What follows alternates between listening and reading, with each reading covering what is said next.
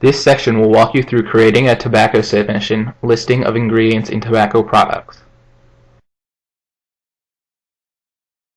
The Center for Tobacco Products is utilizing the eSubmitter application to collect listings of ingredients in tobacco product submissions, which is currently available to industry. This tutorial will walk you through the process of creating a listing of ingredients tobacco product submission. To begin, you should have eSubmitter installed and open on your computer. If you have not yet installed eSubmitter, please see the tutorial on installing eSubmitter and launching and navigating the eSubmitter interface prior to this tutorial. From the eSubmitter welcome screen, click the Create New Submission button from your menu panel.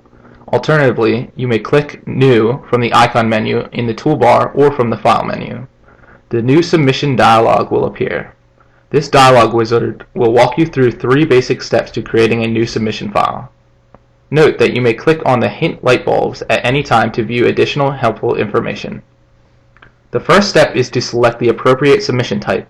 As mentioned in the overview tutorial, eSubmitter is available for a variety of users submitting to other FDA centers in addition to the Center for Tobacco Products. For the purpose of this tutorial, you should select the Tobacco Products Ingredient Listing submission. Once highlighted, the description provides an additional information about selected submission type in the bottom portion of the dialog window. Scroll down to view the full description and click on any links to view additional information as desired. Once you have selected the appropriate submission type, click Next. The second step is to provide a descriptive name and a file name for the submission, both of which are required fields as indicated by the blue dots. CTP does not require a particular naming convention for their submission files. Submissions should be named appropriately so that you can recognize the submission by its name to open it at a later date. For the purposes of this tutorial, we will name this submission file Sample Tobacco Submission. Additional comments about the submission is an optional field and can be used to enter any notes that will help you recognize the submission at a later time. This will help you recognize which submission you are working with when you view existing submission files from the Open Submission File dialog. Once you have entered a descriptive name and a file name for the submission, the third step is to click Create. You will see the progress bar on the bottom portion of the screen showing that eSubmitter is processing and loading the appropriate submission form. eSubmitter will default to this layout view called the Simple View of the submission form. At the top of the screen you have a menu bar and a toolbar. Below that you have a header bar that describes the submission name you just provided and the report or submission type which you previously selected. As soon as you start entering data into the application and save it, you will notice that the last modified date and timestamp will appear. Once you have finished entering all required information and go through the packaging process, the header will also display the date and time the submission file was packaged. Below the header bar is a descriptor that indicates the overall section of the submission form you are in, followed by the specific screen. In this tutorial, we are in the introduction section looking at the overview screen. In this screen, you are provided an overview of the submission type and additional information that may help you begin compiling your submission data. It is important to read all of the informational content within each screen, as the subject matter experts within the Center for Tobacco Products have deemed this information helpful and important for you to read. When appropriate, links have been provided in the informational sections for ease of reference. Specific to this screen, you have been provided the link to the public law, the link to the FDA ESG website, as well as the link to the guidance for this particular submission type. At the bottom of the screen, there is a navigational bar which allows you to click Previous, Outline View, or Next. You will only see this navigation bar when you are in the Simple View. If you are in the Expert View, you will navigate to Previous and Next screens using the appropriate buttons in the toolbar. You can toggle between the Simple and Expert View using the icons located in the toolbar. Which view you remain in is a personal preference. For the purpose of this tutorial, we will remain in the Expert View. This view is particularly useful as it allows you to jump to particular screens by double-clicking on the desired folder. While the Expert View is a useful feature, it is recommended that you move through the submission using the navigation buttons to ensure that the business logic is loaded properly and you only answer questions that are pertinent to you. As we mentioned, there are business rules that are embedded within the application that change the form based on the information entered in previous sections. Click the forward arrow to proceed to the next screen. As seen in the instruction screen, you are now in the introduction portion of the submission form. This screen provides a brief overview of what to expect in this section. Please note the instructions available to you, which provide a useful checklist to have on hand when compiling your submission for CTP. The document also includes specific instructions for tobacco industry users, so be sure to launch the instructions document by clicking the link on this screen. As seen in the identification screen here, there is a narrative above the question portion of the screen. This concept displaying directions and instructions prior to asking questions is consistent throughout the form and is intended to better inform the user as to how to answer subsequent questions, so please take the time to read the content. After reading the statutory requirements, we will answer our first question and we will select tobacco product manufacturer for this example. As you can see, there is a blue dot next to the question, which means it is a required question. Also, there is a light bulb hint, and if clicked, it displays useful information in the form of definitions of an importer and a tobacco product manufacturer. As you finish entering all the information on the screen, click Next to proceed.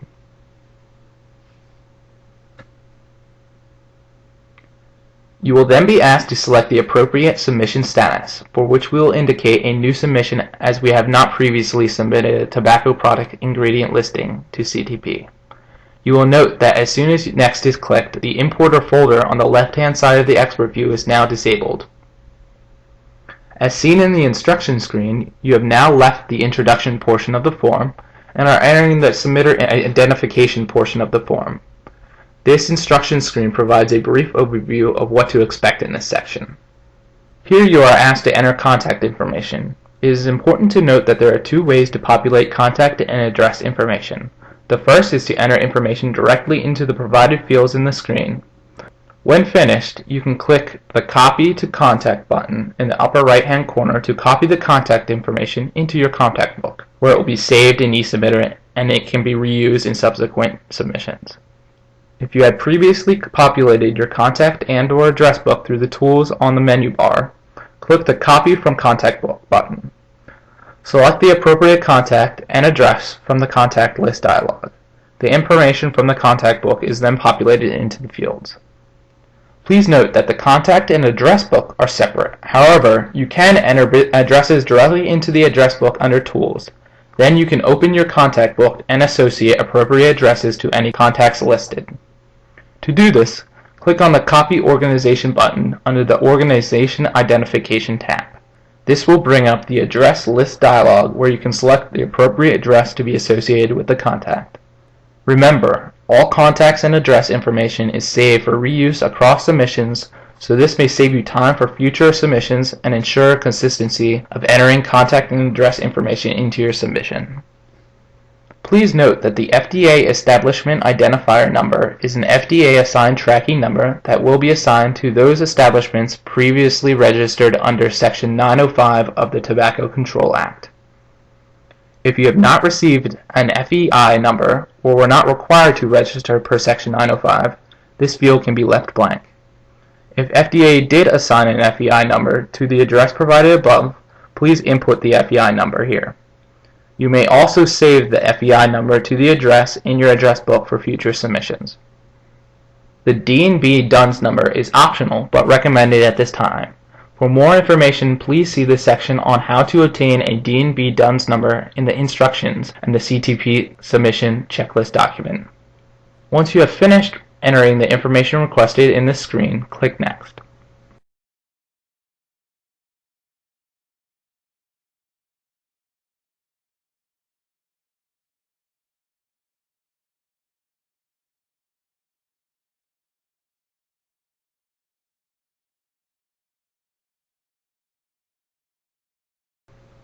As seen in the instructions screen, you have now left the submitter identification portion of the form and are now entering the ingredient listing portion of the form.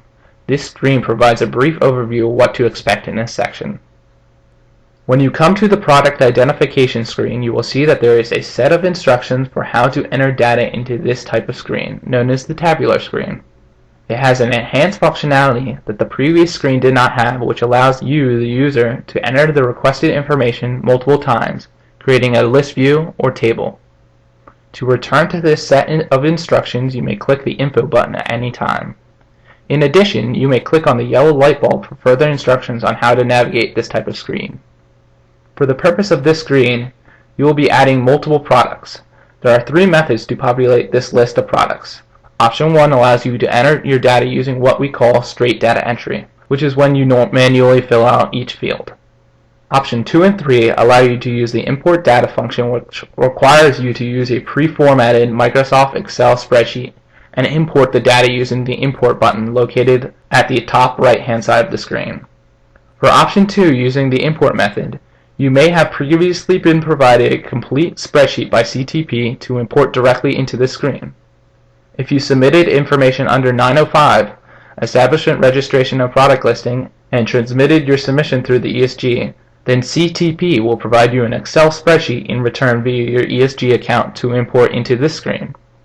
Again, this spreadsheet will contain all product information previously submitted to FDA under the 905 submission. For option 3, you can launch a pre-formatted Excel spreadsheet to fill out with the requested product information, and then import this spreadsheet into this screen using the following import process.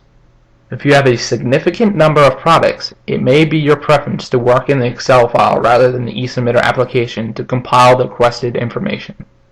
To access the pre-formatted Excel spreadsheet, click on the link in the Info section to launch the pre-formatted Excel spreadsheet that CTP has designed specifically for this screen. Once the Excel spreadsheet file is open, be sure to save the file to an alternate location on your computer prior to filling in the requested information. You will need to navigate to the location of this spreadsheet file during the import process.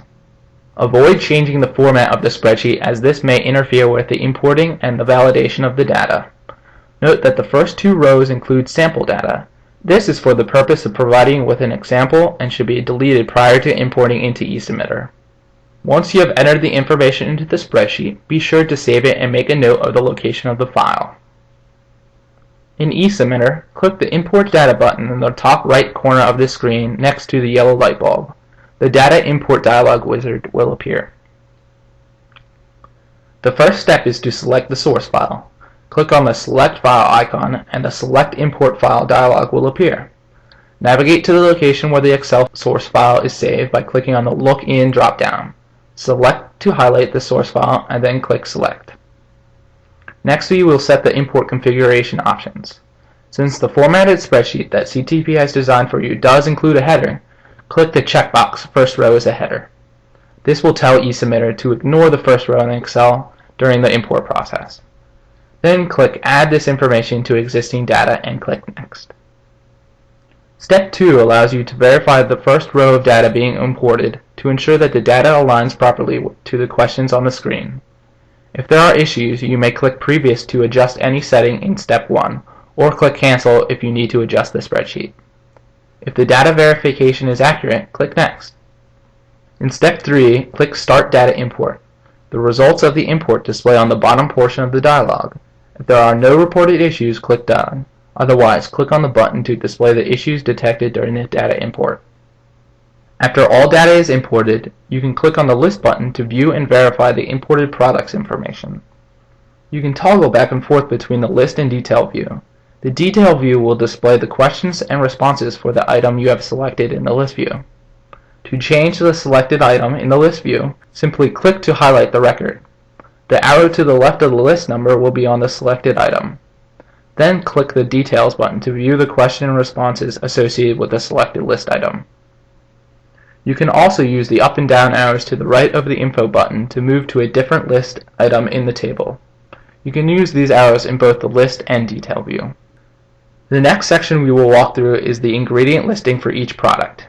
In order to add ingredients for each product, you must first select the product in the list for which we are going to add ingredients to, and then click Next to proceed to the ingredient screen. The List Data dialog box will display if you have not turned off this feature in your preferences. This message is intended to help guide you on how to use these screens. At this time, we will indicate that we are finished adding products and would like to proceed to the next screen. Similar to the product identification screen, the ingredient identification screen has a very detailed, specific set of instructions. This ingredient screen should be filled in for each product listed in the product identification screen. The header includes the name of the product selected in the previous screen. This is the product for which we are adding the list of ingredients information at this time.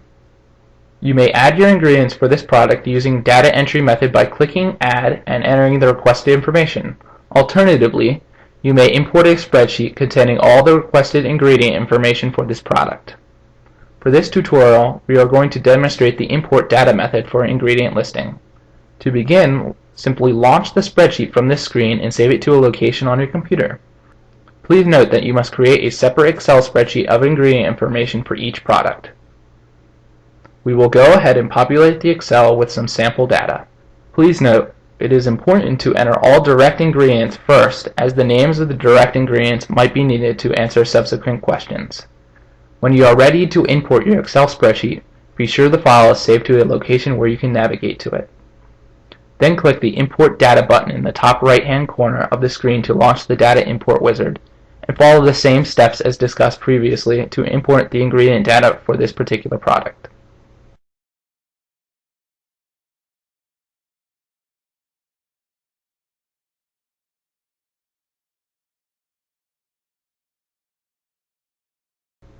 Once you have finished entering the ingredients for a product, you may see all the information you provided in the list view.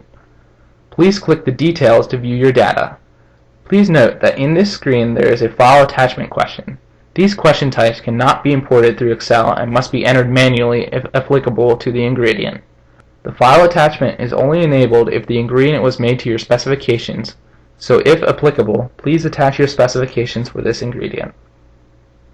eSubmitter allows you to attach files that are PDF, Excel, XML, ZIP, SGML, XPT, MOL, DTD, GIF, TIFF, JPEG, WMV, and AVI files. To begin attaching files, click the Add File icon to open the File Attachment dialog. Per step 1, select the method for identifying the file to attach. The options are: choose a previously attached file from a master list, or select a new file from your computer or a network drive that has not previously been attached to the submission. The wizard defaults to the method select a file from a list of previously attached files if you have previously attached files to the submission. Otherwise, it will default to select a new file from the workstation or network. To navigate to a location on your computer and select a new file to upload, click the File folder icon and the Select File dialog box will appear. Click in the Look In drop-down menu to locate the drive or folder where the document is stored. Once you have located the desired file, click to select it. If it is correctly selected, it will be highlighted. The name of the file appears in the file name. File name should not contain more than 250 characters. Do not use symbols when naming files for attachments. For example, do not use slashes, tildes, asterisks, periods, brackets, single quotation marks, double quotation marks, or parentheses. Once the file is attached to a question, it can be easily selected from the master file list as an attachment to other questions within the submission if appropriate. Click Select. The Select File dialog box will close and you will return to the New File dialog box. Enter the title of the document into the descriptive title field, and any description if necessary into the description of the file attachment field. Once you have entered the applicable title and descriptive information, click Attach Selected Files. You will be prompted to answer yes or no if you would like to attach another file in addition to the file you just attached. If you select yes, you may repeat these steps to attach the next file. Once you are done attaching files, you will see the path of the files on the network drive or hard drive of your computer appear in the file attachment question as a response. In the Details view, you can scroll through your ingredients using the up and down arrows on the upper right hand of the screen and complete file attachment questions as needed. In the List view, you can double-click on each ingredient to view it in Detail view to complete the file attachment question if needed. Both approaches result in the same outcome. It is just personal preference for which you would like to use. Once you have finished entering all your ingredient information and any applicable file attachments for the specified products, click Next. At this point, eSubmitter will ask you what you would like to do. Your options are to add another ingredient to this list, or if you are finished adding ingredients for this product, move to the next section. Select to move to the next screen. Please note that this dialog message may be turned off by clicking on the Ignore Future Add navigation messages when exiting the screen. This message is intended to help guide you on how to use this type of screen and to add new records in the list. Once you feel you are comfortable navigating these screens, you may wish to disable these features. At any time in the future, you may re-enable these messages under your user preferences. You will receive a second prompt asking you if you would like to select another product in the parent screen. This dialog is to remind you that the child screen for ingredients is to be filled in for each product listed under the parent section, Product Identification. We will choose Add Select a New Product and click OK. This brings us back to the list view for the Product Identification screen. Now we will select the second product in our list and click Next to proceed to the ingredient section for this product. Alternatively to using the message prompts to direct you to appropriate screens, you may also simply double-click on the screen name in the outline section when using Expert View. This will bring you to the list view of the selected screen. You will notice our header now displays the second product name. We will now import the list of ingredient information for this product. For the purpose of this tutorial, we have pre-filled an Excel spreadsheet that we will import for our second product.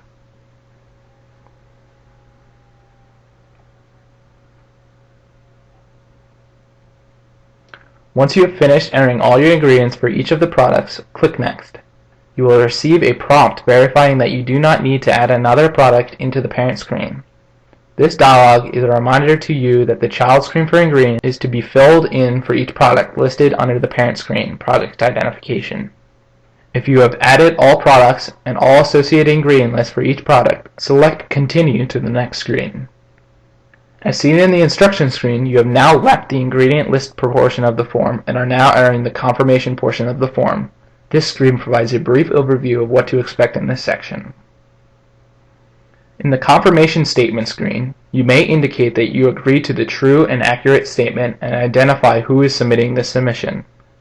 If an authorized agent is submitting this form, they are required to provide certain contact information. When you click Next, you will see that you have reached the end of this submission and can now package this submission to transmit to CTP.